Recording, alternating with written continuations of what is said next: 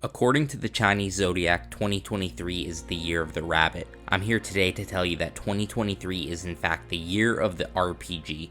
That's right, us role-playing game fans have been snubbed for too long, always falling behind sports games and first-person shooters, and it's finally our time. So the term RPG is a lot more broad than it used to be. There was a time when this genre of games was almost exclusively turn-based and full of random encounters. While this more traditional RPG style definitely still exists, role-playing games and action-adventure games have become somewhat synonymous. Though not always the case, there are some elements that I find to be staples in a good RPG. First is freedom of exploration, which doesn't always mean an open world, but typically one that actually inspires you to explore it a little bit. Another staple is some sort of leveling up or stat system, and the last is equipment, such as armor or weapons that helps build your character in a certain way. Like I said, it's become very broad, and the definition of RPG is often debated, but nonetheless, this is my favorite video game genre without a doubt. Now back to the topic at hand. These games have existed for a long time, but never really gained popularity until the mainstream success of Pokemon Red and Blue.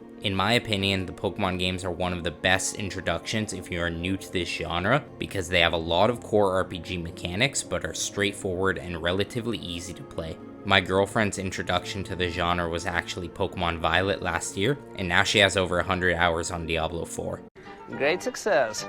Now, even with the mainstream success of the Pokemon series, role-playing games have often been seen as a loner's video game. While MMO games, massive multiplayer online, do exist and have gained a lot of popularity, even most of those games revolve around an individual completing a quest and progressing their own story. This is very different than the widely popular esports games like Call of Duty, which really could skip the campaign entirely and still sell millions of copies. In my opinion, RPGs aren't really games for loners, but instead games for creative and artistic people who enjoy the out-of-body experience that they provide. Anyways, role-playing games have always had their own niche crowd of fans, but couldn't even come close to the sales of competitive esports titles. That is until right now in 2023. I found myself researching successful games that came out this year only to notice one surprising trend. They are almost all RPGs.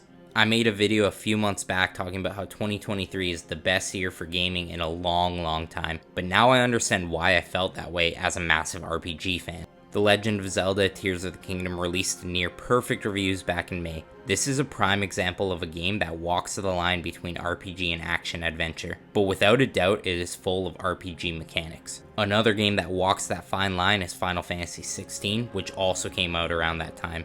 My favorite game of the year so far, Diablo 4, is just another excellent RPG from the first half of the year. As a side note, that game gets a ton of hate, but it's important to form your own opinion on games rather than sucking on the teats of reviewers who talk shit after putting 1,000 hours into a game. Honestly, if no other games released this year after those three, I would have had enough content to keep me busy all the way up until 2024, as RPGs tend to be quite time consuming, but the RPGs just keep coming. Baldur's Gate 3, the frontrunner for Game of the Year from what I'm hearing, absolutely shocked people upon release, with many people calling it one of the most important games to ever come out due to being from a relatively small studio in Larian. I haven't had a chance to play it yet, and now that it's on PS5, I look forward to trying it soon. Starfield, which I honestly thought would just fall into the same trap as Elder Scrolls 6 and never actually release, did come out too. I'm also a sucker for 2D pixel art Super Nintendo style RPGs, and the Final Fantasy Pixel Remaster is a brilliant port of 6 timeless games that came out earlier this year. There's also a new HD 2D style RPG that's becoming incredibly popular, and games like Octopath Traveler 2 and Sea of Stars also both released this year, taking full advantage of that.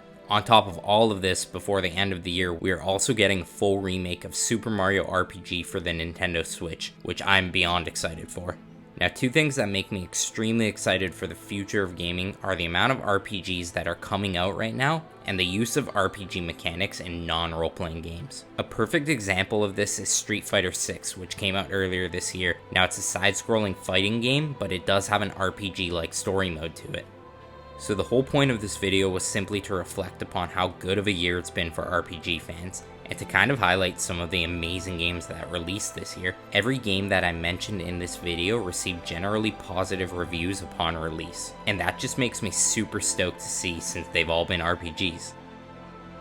So let me know what your favorite RPG this year has been down in the comments below. If it's one that I haven't mentioned, I'd really love to hear it and also give it a try. Also, be sure to like the video, subscribe to the channel, all that fun stuff. And stay tuned to this channel, as one of the games that I mentioned in this video will be getting a full collaboration review within the next few weeks. Until next time, take care guys.